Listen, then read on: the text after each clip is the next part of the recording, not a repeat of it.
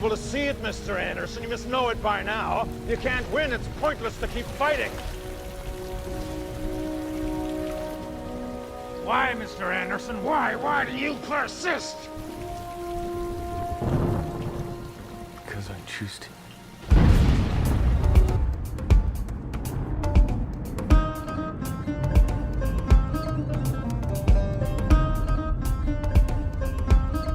It has been said that if there is ever to be such a thing as a true universal language, it will most likely be expressed in the realms of mathematics, geometry, energy patterns, and frequency. Could it be that this language, or at least the foundation of it, already exists here on Earth? Is it possible that over the course of thousands of years, we have been somehow guided in the process of creating this new form of communication?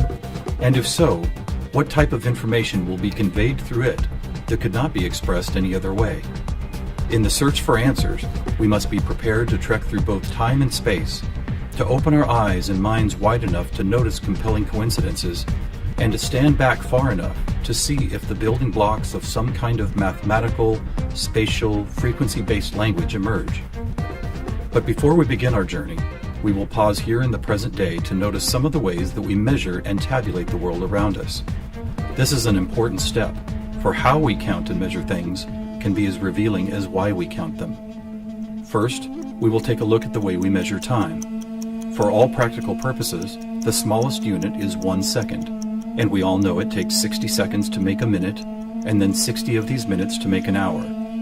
This hour, of course, is the unit by which we divide our days, and these days become months, years, decades, centuries, and so on. Speaking of 60, let's take a moment to notice that all geometry, whether it is 2 or 3 dimensional, is also derived from base 60 mathematics that provide the foundation for a 360-degree circle, which in turn provides us with all the angles and formulas for creating virtually every shape known to humankind. Now let's look at how many cultures from all over the world have chosen to count and group things. Right away, we see that we have been attracted to the number 12. 12 eggs in a dozen, 12 months in a year, 12 inches in a foot, 12 signs of the zodiac. Strangely, whether it's tallying disciples or mythical gods, the number 12 appears often in the telling of our greatest stories about ourselves. And what about distance? Your local town might be measured in meters or other units, but when we talk about measuring our planet, the standards we all use revert back to base 60 units of miles, minutes, or geometrical degrees. Are you noticing the pattern here? We seem to be encountering a lot of 12s and 60s. Are they related? And if so, how? To answer that piece of the puzzle, we must travel roughly 5,000 years back in time to visit the ancient Sumerian culture of Mesopotamia, for here is where our 1260-based math comes from. This counting system, which was invented by the same people who produced the world's first written language, involved counting the knuckles of the 4 long fingers on one hand and then multiplying them by all 5 digits on the other hand. If you do this, you will get a maximum number of 12 knuckles times 5 fingers, which of course totals 60. How these cosmic jumps in language and mathematics occurred so suddenly is open to debate, but it is interesting to note that the ancient Sumerians themselves wrote about being given this information by sky god visitors they called the Anunnaki. Who and what the Anunnaki were is a hotly contested subject, but one thing that cannot be denied is the fact that over 5,000 years ago, a mathematical system was born that incredibly still serves us today. So now that we have our various units of measurement, all based on the Sumerian 1260 counting system, let's jump forward to a few pivotal moments in history and see what other numbers, patterns, and synchronicities appear. In the 6th century BC, on the Greek island of Samos, the famed mathematician Pythagoras led a school of thought that married philosophy, mathematics, music, and of course geometry. And while Pythagoras did not discover advanced geometry, he did apply it in new ways, especially to music. For instance, he noticed that when a tauten string was plucked, it would create a tone. And when that string was divided in half, it would make the same tone, only twice as high in pitch. Pythagoras then came up with numerical ratios based on harmonic fifths, and this led to the creation of the musical scale found at the root of most modern music. It is important to note that according to Pythagoras, all musical notes were found by using mathematics, and as such were given number values according to their placement in a kind of master grid. For instance, by using fifths beginning from note number 1, he was eventually guided to note 27.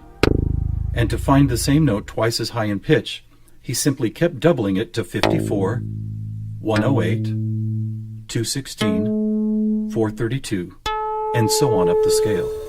If you've ever heard of Pythagorean tuning, you know that the number 432 is quite important. To Pythagoras himself, it probably wouldn't have stood out more than any other in his numerical grid. But in our quest to find a universal language based on mathematics and frequency, this particular note represents a significant piece of coincidental evidence. You see, many ancient musical instruments, from Tibetan bowls to Native American flutes, happen to produce the same tone, a tone that vibrates at 432 cycles per second. That's compelling, but even more intriguing is the fact that Pythagoras was not calculating vibration cycles to find tone 432. It just happens to be the same number. What's more, for decades, most modern musical instruments were also tuned to this same fourth octave A, with a value of 432 cycles. How could this be? Who chose this particular note as the keystone for instrument tuning, and more importantly, why? Here is where a deeper mystery begins to emerge, and to explore it we will need to go back to Pythagoras' other passion, geometry. It is not an exaggeration to say that to Pythagoras and his disciples, geometry and math held a key to the nature of all life everywhere, and maybe it does. Let's look at the first 4 geometric shapes, the circle, triangle, square, and pentagon. In each of them are angles of degrees that when added together always total a specific number relative to that particular shape. For instance, if we take a triangle, the sum total of all 3 interior angles is always 180. For both the square and circle it is 360. For a pentagon it is 540.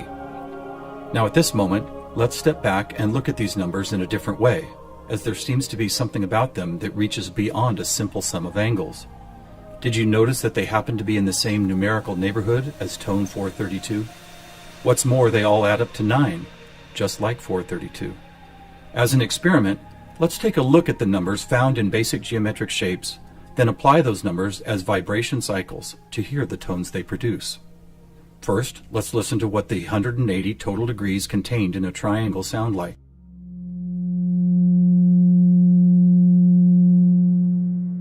And here's a squares and circles 360 in cycles per second. A perfect octave up from the triangle. What about the pentagon at 540? That sounds like a harmonic fifth of the other two. That's interesting. What are these tones? They are F sharp and its perfect harmonic fifth of C sharp. Let's keep going. What does a hexagon 720 sound like? Another F sharp. Here's a 7-sided septagon, which totals 900. This is an A sharp, which happens to be the note required to complete an F sharp major chord in perfect 3-part harmony.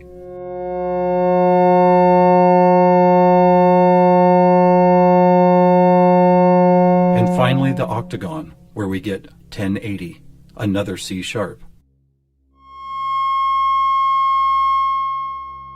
Suddenly, geometry is expressed by tones, and these tones just happen to create the most beautiful form of music, a perfect 3-part major chord in the key of F sharp.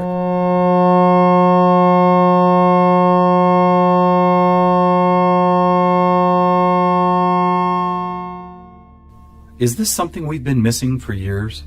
Is it important? To the famous philosopher and mathematician Plato, the answer would have been a resounding yes, for it is Plato who advanced the study of 2-dimensional geometry into 3-dimensional geometry, and who began to recognize that nature, whether expressed as a tone, the petal design of a flower, or the spiraling design of a seashell, seemed to follow a 3D mathematical pattern. In fact, it became an obsession of Plato to try and find the simplest 3-dimensional geometric shapes, and his quest ultimately revealed what we now call the Platonic solids. In essence, these forms represent the most elemental construction blocks found both in human-made and natural forms.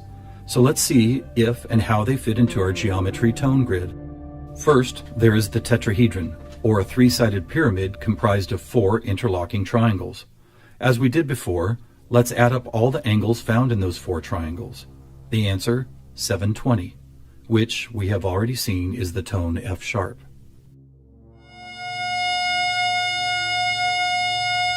Next we have the cube, whose 6 360-degree squares totals 2160.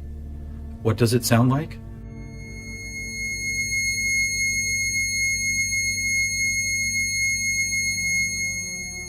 (2160) is a high C sharp, and as you will see later, a very interesting number for other reasons as well. Next up is the octahedron. Constructed of 8 triangles, this shape totals 1440, which is another perfect F sharp higher up the scale. The icosahedron is made up of 20 triangles, so the total number of degrees is 3600. As a tone, 3600 vibration cycles create the A sharp needed to complete yet another F sharp major chord that sounds like this.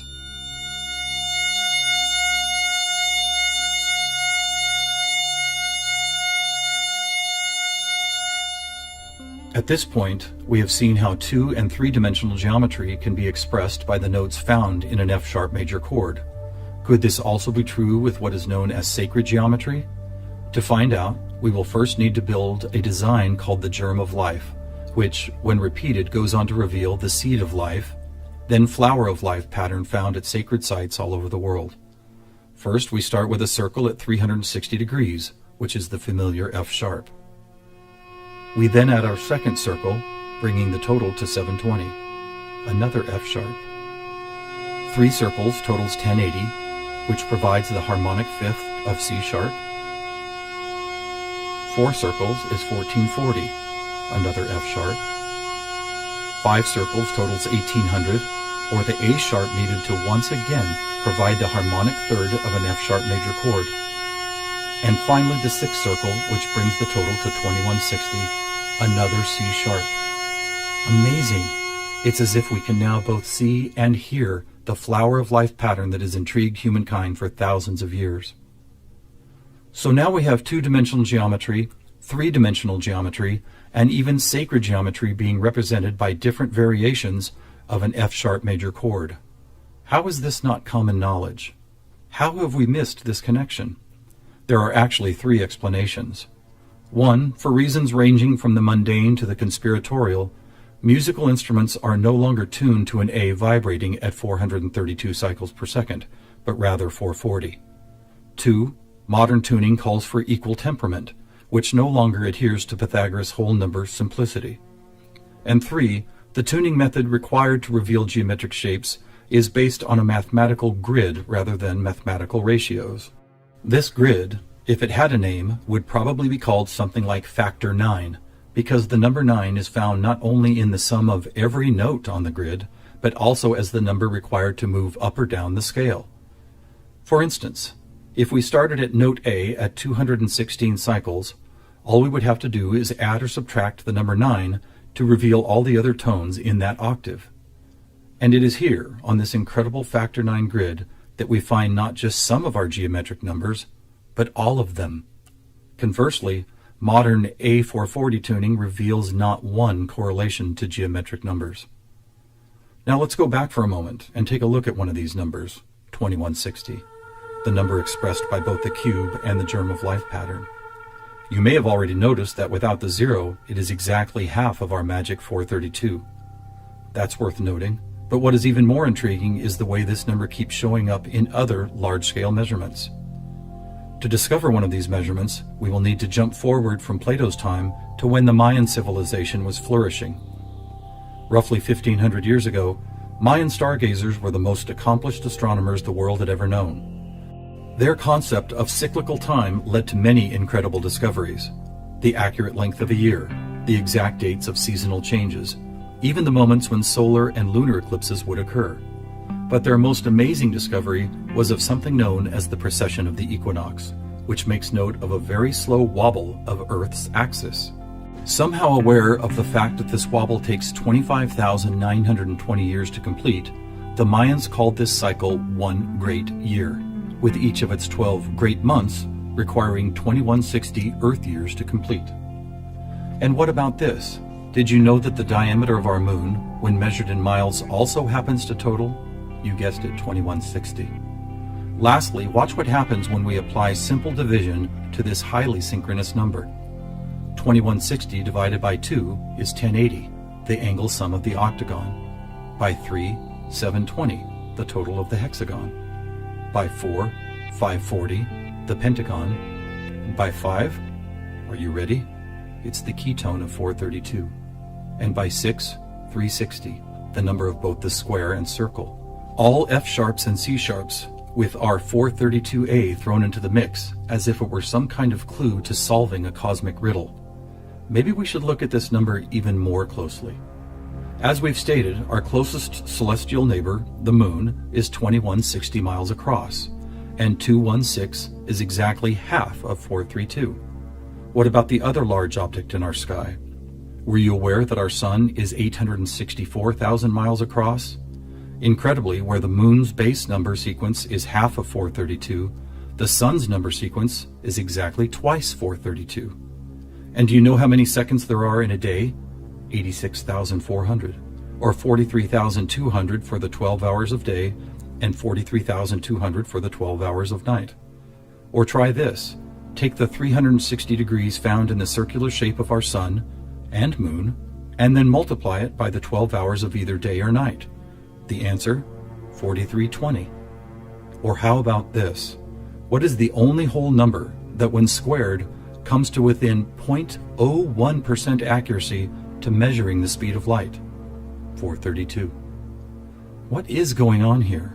We have all these different things: Earth cycles, time and celestial measurements, geometry, sonic frequency, yet they are all represented by the same numbers over and over again. To answer that, we must search for the factor common to all of them, and that common factor is the 5,000-year-old Sumerian 1260 counting system. It is what gave us the inches to a foot, the seconds to a minute, and the 360 degrees in geometry. It's almost as if the sky god visitors, who the Sumerians called the Anunnaki, provided humanity with a counting system that would lead to the discovery of these synchronicities. Could it be that the number 432 really is some kind of cosmic key that unlocks a language of higher understanding?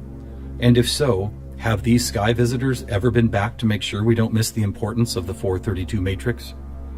One possible answer can be found in the story of a man named George Van Tassel, a respected aeronautical engineer who believed he was contacted by extraterrestrial beings in the early 1950s. During this encounter, Van Tassel said he was provided with a mathematical formula that could be used for everything from time travel to sound frequency healing, and which he used to build the world-famous Integratron near Joshua Tree, California. What is this formula? It is F equals 1 over T, or frequency equals one particular something divided by the number of time. Well, what if that one something was the biggest one on our planet, the one great year of 25,920 discovered by the Mayans? And what if the number for time was the most logical choice of 60? Suddenly, this mysterious equation is expressed as frequency equals 25,920 divided by 60. Are you ready for the answer? It's 432. Not only the frequency that instruments all of the world have been tuned to for thousands of years, but also the number that reveals the synchronistic nature of life on this planet. Noticing all these coincidences revealed by the 432 matrix and the Sumerian counting system, we must wonder if other ancient cultures were aware of them as well. Just scratching the surface, it would seem that they were. For example, let's take the Sumerian 12 and square it for a total of 144. Right off, we see that it is indeed a number and tone contained within our factor 9 grid. Expanding outward, we find 1440, then 144,000, which is a number that appears all over the world in the most compelling of ways. Take, for instance, the Great Pyramid of Giza. It happens to have been covered with 144,000 smooth white casing stones. To ancient Mayans, 144,000 days was the length of their 394-year back tune, a time cycle which has just begun again. In the Bible, we read that there will be 144,000 chosen ones redeemed from the earth prior to the apocalypse. Obviously, number sequences like these have been significant to many different cultures and religious sects, and to one enigmatic group in particular, the Freemasons. Were the earliest Masons, the supposed keepers of sacred information, also aware of the Factor 9 grid, the 432 key, and the number 144,000? Their infatuation with the numbers 3 and 13 might be telling. For instance, if you divide 144,000 by 432, the answer is 333.3 into infinity. Or take a look at the back of a dollar bill. That famous unfinished pyramid could be revealing some interesting clues. For instance, there are 13 steps climbing the pyramid, and 13 times 33.3 is 432.9. Even the shape of the flat-topped pyramid appears to be made as if someone had drawn 4 dots in a line, then 3 above it, then 2 above that, and then connected those dots to reveal this iconic shape. And of course, let's not forget that the square root of our all-important Factor 9 grid is 3 threes. Who else knew about 432? The answer is surprising. In India, large cycles of time are called Kali Yugas, and each one is 432,000 years long. In fact, the number 432 appears so often in sacred structures and myths, from Stonehenge to the pyramids, that author Joseph Campbell could not help but see it as the most important mythological number in history. So what do we have here? What is it that's trying to be expressed by all of these coincidences? One answer is that over the course of history, we have been somehow guided toward both the subconscious creation and eventual conscious recognition of a grand pattern based on frequency, mathematics, time, space, and geometry. Quite possibly, these synchronistic numbers, shapes, and tones represent the building blocks of a language that we do not yet fully understand, but could turn out to be the most important language we will ever learn. How will we use it? Who will we be conversing with? Time will tell. Thousands of years ago, from locations all over the globe, various prophets, shamans, and seers described an era when humanity would make some kind of cosmic leap into a next level of consciousness. Here, at the dawning of the age of Aquarius and the start of a new Mayan Baktun cycle, maybe it's happening.